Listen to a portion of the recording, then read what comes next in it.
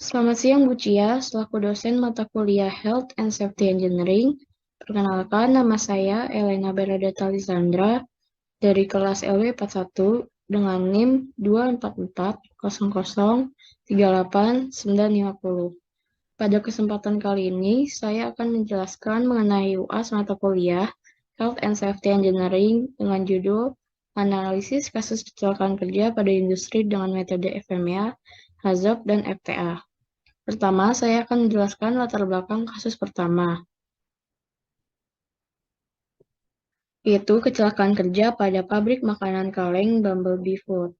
Kecelakaan kerja yang menewaskan satu orang pekerja ini pada pabrik makanan kaleng asal California, Amerika Serikat, yaitu Bumblebee Food. Tragedi ini terjadi berawal ketika Jess Malin yang sedang bertugas untuk melakukan pemeriksaan dalam oven raksasa untuk memanggang ikan tuna. Malin tewas karena terperangkap dalam oven dengan suhu 270 derajat Celcius karena sang rekan kerja tidak mengetahui keberadaan Malin di dalam oven, sehingga Malin tewas terpanggang bersamaan dengan 6 ton ikan tuna di dalam oven tersebut. Selanjutnya, saya akan menjelaskan mengenai latar belakang kecelakaan kerja pada pabrik bata ringan Sragen. Kecelakaan kerja ini menewaskan satu orang pekerja pada pabrik bata ringan CV Building Material Construction terjadi pada tanggal 10 Agustus 2020. Kejadian ini terjadi pada saat petugas sedang melakukan pengecekan dan petugas mengisi bahan baku berupa pasir pada mesin hopper.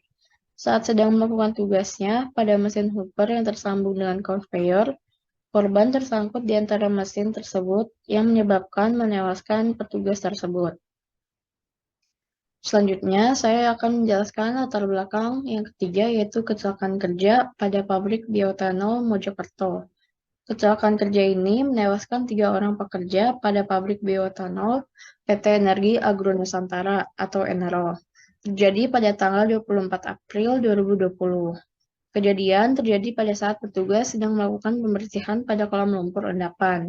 Pemeriksaan sampel diketahui bahwa lumpur endapan tersebut terdapat gas beracun jenis hidrogen sulfida atau H2S yang tidak berwarna, mudah terbakar, dan berbau seperti telur busuk. Nah, gas tersebut dapat muncul dari aktivitas bakteri menguraikan bahan organik dalam kondisi tanpa oksigen. Efek yang ditimbulkan terlalu menyengat yang dapat menimbulkan pusing hingga pingsan. Dengan dosis tinggi, pekerja tidak boleh bekerja karena gas tersebut dapat menyebabkan kematian. Nah, selanjutnya dari ketiga kasus tersebut, saya telah menganalisis theory of accident of causation pada kasus tersebut. Pada kasus pertama, yaitu menggunakan human factors theory. Nah, dapat diketahui bahwa kecelakaan itu terjadi karena kelalaian atau ketidaksengajaan pekerja yang dipengaruhi beberapa faktor, yaitu target produksi harian yang menumpuk, miskomunikasi antar pekerja, dan kurangnya pengetahuan mengenai standar perusahaan. Untuk kasus kedua, ini sama seperti itu factors theory, di mana two factors theory merupakan teori yang terjadi karena dua faktor, yaitu ada unsafe conditions dan unsafe acts. Nah, pada kasus dua ini diketahui bahwa kecelakaan kerja itu terjadi karena disebabkan dua faktor tersebut, di mana pekerja memeriksa mesin yang sedang memiliki kondisi rusak dan dilakukan pada saat mesin produksi barang dan tidak sesuai jadwal pengecekan, di mana hal tersebut merupakan tindakan yang berbahaya. Selanjutnya untuk kasus ketiga yaitu menggunakan Henry's Theorem, di mana terjadi injury, yaitu pekerja mengalami kecelakaan kerja dimulai dari rasa pusing, mual, hingga berujung kematian karena menghirup gas beracun H2S. Nah, injury tersebut terjadi karena adanya unsafe acts atau conditions, di mana pekerja membersihkan endapan kolam lumpur tanpa adanya pemeriksaan kadar oksigen pada tempat tersebut. Nah, unsafe acts tersebut terjadi karena adanya fault of persons, di mana pekerja tidak menggunakan APD lengkap dan khusus untuk mencegah bahan-bahan kimia. Dan fault of persons tersebut terjadi karena adanya social environment, di mana pekerja tidak mengetahui kondisi lapangan kolam endapan lumpur dan terbiasa tidak menggunakan APD karena merasa sebelumnya aman saja saat tidak menggunakan APD.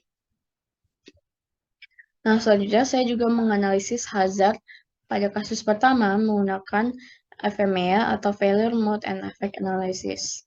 Jadi, FMEA merupakan metode untuk menganalisis potensi kesalahan atau kegagalan dalam sistem atau proses. Dan potensi yang teridentifikasi akan diklasifikasikan menurut besarnya potensi kegagalan dan efeknya terhadap proses. Di sini saya sudah menganalisis beberapa risiko yang bisa terjadi. Nah, di mana yang pertama itu ada risiko kualitas produk yang tidak memenuhi standar perusahaan, yang disebabkan karena miskomunikasi antar pekerja yang menyebabkan korban operator ikut terpanggang dalam oven produksi makanan kaleng. Di sini saya juga membuat pengendaliannya, yaitu rutin melakukan penjadwalan pengecekan mesin dan training pekerja agar tidak ada miskomunikasi. Dan di sini juga nilai-nilainya berdasarkan mengenai occurrence, kejadian, severity, keparahan, dan detection, atau dapat terdeteksi atau tidaknya risiko tersebut.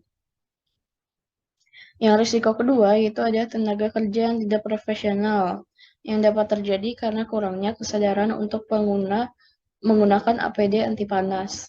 Dan pengendaliannya yaitu menggunakan APD anti panas. Selanjutnya yang ketiga, alat produksi tidak sesuai standar nasional pabrik, yang disebabkan karena tidak memiliki tombol stop darurat pada oven. Dengan pengendaliannya itu memperbarui alat mesin produksi. Yang keempat, miskomunikasi antar operator, yang disebabkan adanya training pekerjaan kurang memadai. Dengan pengendaliannya itu kesadaran diri dan mengecek sesama pekerja dalam shift tersebut. Dan yang terakhir yaitu tidak adanya pintu darurat dalam oven raksasa tersebut, yang dapat terjadi karena mesin produksi tidak memadai. Dengan pengendaliannya yaitu memasang pintu darurat yang dikhususkan pekerja saat melakukan pengecekan oven. Dan di sini saya juga sudah memberikan kesimpulan hasil perhitungan RPN atau Risk Priority Number yang memiliki nilai tertinggi perlu perusahaan prioritaskan untuk dilakukan pencegahan sehingga minimalkan kasus kecelakaan kerja. Hasil perhitungan RSV atau Risk Score Value menghitung nilai dari skor risiko. Kesimpulan yang didapatkan, perusahaan perlu mengatasi alat produksi yang tidak sesuai standar nasional pabrik karena memiliki nilai RPN tertinggi sebesar 256 yang bisa saja disebabkan karena alat mesin yang sudah usang atau kurangnya perawatan pada mesin karena tidak memiliki jadwal perawatan mesin yang tertata. Nah, di sini dapat dilihat bahwa yang tertinggi itu alat produksi dengan sebesar RPN 296 dengan RSV-nya 32. Dan yang kasus kedua, saya menganalisis hazard menggunakan Hazard and Operation Study atau HAZOP. HAZOP sendiri merupakan metode untuk menganalisis bahaya pada suatu sistem atau proses operasi yang dapat menimbulkan risiko merugikan.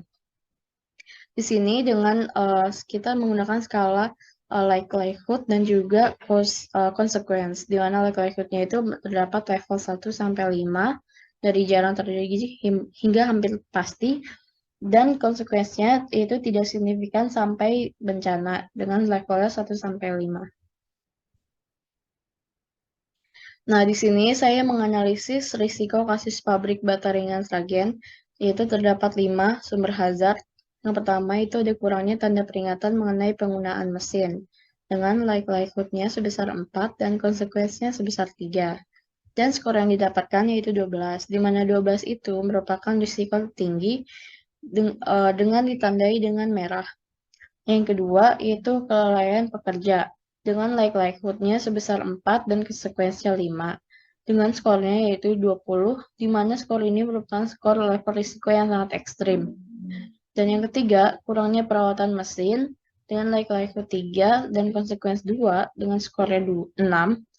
Ini mendapatkan risiko sedang, dan risiko sedang ini sama dengan sumber hazard yang kelima, yaitu tidak menggunakan APD pelindung kepala.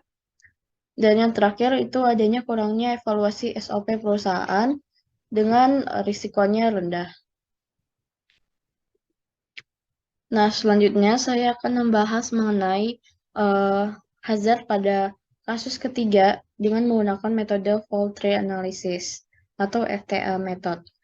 Nah, FTL method ini merupakan metode yang digunakan untuk menganalisis kegagalan sistem dengan menganalisis sumber-sumber risiko sebelum timbulnya kerugian. Dan biasanya ini menggunakan tampilan visual. Nah, di sini saya juga sudah menganalisis risiko pada kasus pabrik bioetanol Mojokerto menggunakan metode FTA. Nah, di sini terjadinya injury keracunan gas berbahaya karena disebabkan ledakan gas beracun, menghirup gas beracun, terkena kulit dan terbakar, rasa nyeri, pusing, dan mual. Nah, hal ini dapat terjadi karena pada ledakan gas beracun dapat terjadi karena uh, di sini menggunakan simbol OR karena bisa dapat terjadi karena tidak memakai APD atau tidak melakukan pengecekan kadar udara dan endapan lumpur. Nah, yang kedua itu menghirup gas beracun. Ini juga menggunakan flowchart OR karena memiliki bisa disebabkan dua, yaitu tidak memakai alat pelindung pernapasan dan juga kelalaian petugas karena tidak adanya ventilasi cukup untuk sirkulasi udara. Dan yang ketiga, terkena kulit dan terbakar. Ini juga dapat disebabkan oleh dua hal, yaitu tidak memakai APD lengkap dan juga atau tidak menggunakan sepatu dan juga sarung tangan anti bahan kimia yang aktif. Dan yang terakhir yaitu rasa nyeri, pusing, dan mual. Ini bisa disebabkan karena tidak menggunakan APD yang lengkap sehingga bau menyengat ataupun uh, zat-zat berbahaya itu terhirup oleh hidung dan juga dapat menyebabkan rasa pusing mual karena bau tersebut. Dan uh, pada kasus yang lebih menggunakan dosis tinggi dapat menyebabkan kematian. Nah, selanjutnya saya akan membahas mengenai total quality management, di mana total quality management ini membantu perusahaan dalam menaikkan kualitas kualitas perusahaan tersebut. Jadi, total quality management ini merupakan sistem manajemen kualitas yang berfokus pada kepuasan pelanggan. TQM dapat meningkatkan proses produk, layanan, serta budaya di mana adanya keterlibatan langsung seluruh pekerja sehingga menghasilkan kualitas terbaik dalam produk dan juga layanan yang pada akhirnya dapat mencapai tujuan kepuasan pelanggan itu sendiri. Jadi TQM ini lebih mementingkan mengenai kepuasan pelanggan sehingga dari mementingkan kepuasan pelanggan tersebut, perusahaan dapat mengajak seluruh pekerjanya untuk menghasilkan kualitas terbaik. Nah, di TQM ini dapat mengurangi kasus kecelakaan kerja karena perusahaan ingin memberikan kualitas pelayanan yang paling terbaik bagi pelanggan, sehingga sebisa mungkin perusahaan ingin meminimalisir adanya kecelakaan kerja yang dapat menghambat kualitas produksi dan juga produk untuk dapat sampai ke tangan pelanggan. Nah, berikutnya yaitu saya akan membahas rekomendasi penerapan sistem manajemen keselamatan industri berdasarkan hasil analisis ketiga kasus tersebut. Yang pertama, yaitu menggunakan APD yang lengkap. Nah, berdasarkan tiga kasus yang telah saya jelaskan, masih terdapat banyak pekerja yang belum menggunakan APD yang memadai karena uh, tidak menggunakan APD tersebut dapat menimbulkan risiko-risiko kecelakaan kerja yang sulit untuk dicegah. Yang kedua yaitu menjadwal pengecekan mesin. Berdasarkan dua kasus yang ada di atas, pengecekan mesin masih belum terjadwal sehingga menghambat proses produksi karena dilakukan pengecekannya itu saat proses produksi itu sedang berlangsung. Yang ketiga itu memberikan pelatihan berupa pemakaian alat atau bagaimana cara mengatasi alat tersebut dan juga um, mengenai pakaian-pakaian apa saja yang harus dikenakan saat menggunakan alat atau berada di daerah tertentu dan juga sesuai standar operasional perusahaan tersebut. Yang keempat, memasang rambu pada daerah atau mesin berbahaya. Nah, memasang rambu ini lebih banyak, simbol pada area atau mesin tertentu lebih banyak, agar pekerja tidak lalai saat mengerjakan tugas dan juga selalu berhati-hati. Dan yang kelima, memperhatikan durasi kerja. Bekerja di atas jam kerja yang telah ditentukan atau lembur dapat membuat fokus pekerja hilang sehingga diperlukan durasi kerja yang optimal. Nah, biasanya durasi kerja yang optimal yaitu 8 jam. Di atas jam tersebut yaitu dapat mengalami kelelahan dan juga stres. Sekian presentasi dari saya, kurang lebihnya mohon maaf jika ada kesalahan dan terima kasih.